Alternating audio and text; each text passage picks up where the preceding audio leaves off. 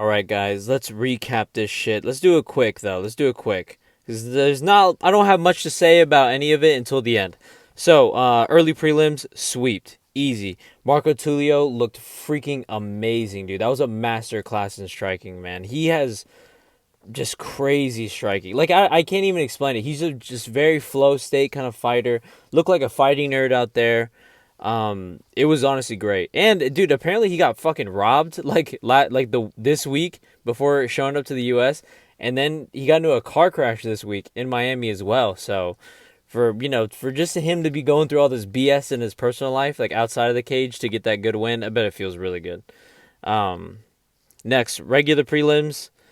Got the first three, that was easy, and then Dan Ige, Sean Woodson. Bro, this fucking dude, I was 7-0, about to be 8-0. This fucking tall freak just curls up into a ball against the cage with his freaking head in his arms, bent over. Like, bro, you're 6'2". Get up and just run away from him. Literally, just create space, dude. Frame. Use your length. Like, bro. Like, good shit from Ige. Good for him. He got the win. We like Ige. Ige's a good guy. But, and it arguably, now I wouldn't even want to say arguably, I feel like everyone's in agreement that it was kind of a bad stoppage. But still, man, like, dude, use your length. Dude, I feel like he doesn't know how to use his length very well. His last fight against Padilla was okay at UFC Tampa, but Padilla's got like a similar build to him. So I feel like that comes naturally to him, striking at someone like his length. But he has like some kind of issue like punching downward. It's weird. I don't know, man, but he just can't bring it together. And man, he has too big of a reach advantage and a height advantage to just look that shit on the feet. He needs to figure something out, man. That was awful. Good for Dan Ige, though. And then next, main card. Dude, Dominic Reyes is the first man to ever KO Nikita Krylov. Put him fucking out cold in the first. I told you. I told you guys he's him. This is his final run. I want to see him. Fresh matchups? No.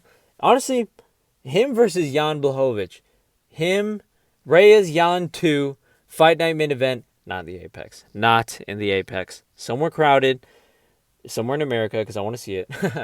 But for straight up, though, Reyes, Jan 2, Fight Night main event.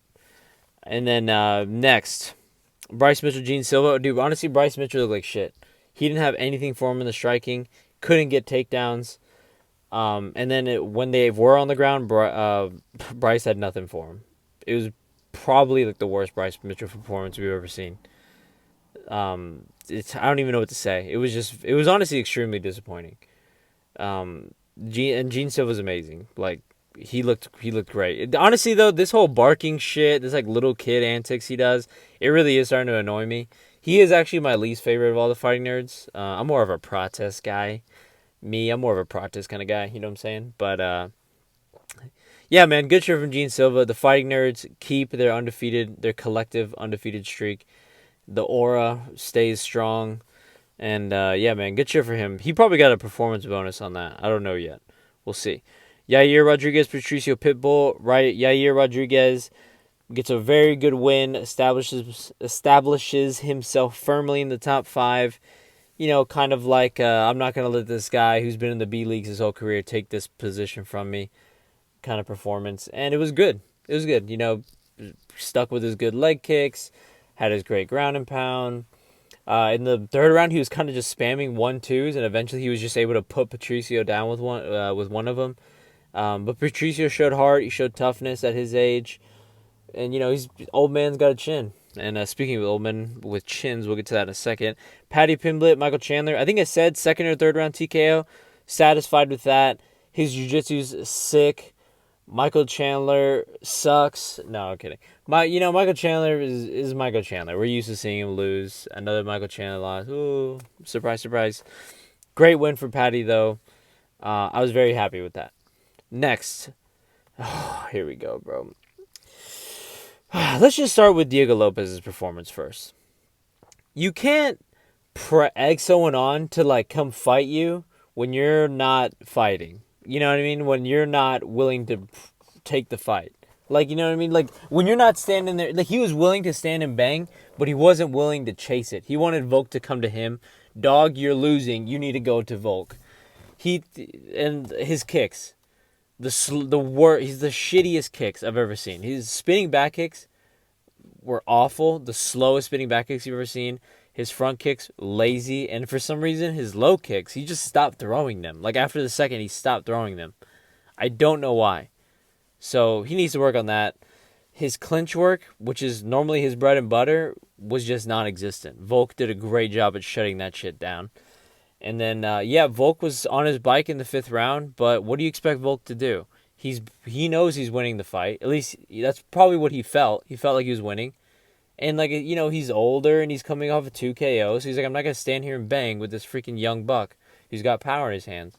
I'm just going to ride this out and win.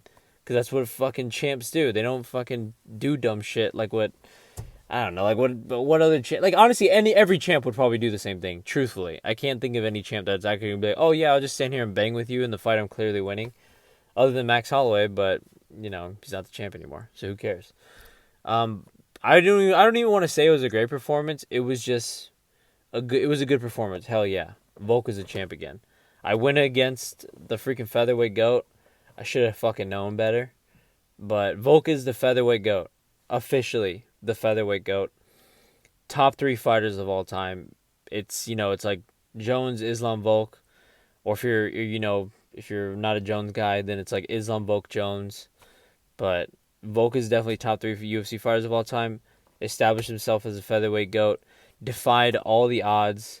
The first fighter, 35 or older, in the lower weight divisions to win a title fight, and yeah, man, just Volk is a champ again. But I feel like what's next for these two is very easy right off the bat. Like Volk, Evloev, pay-per-view main event, August, September, October, sometime around then. And then Diego Lopez, Yair Rodriguez, UFC Guadalajara for Noche in September. That's a fight night main event. If it stays a fight night, if they turn it into a pay-per-view, it's main card material, like third or even the co-main. Third fight or the co-main. But yeah, let me know what you guys think, man. I went 10-3 on picks. I did not get the sweep.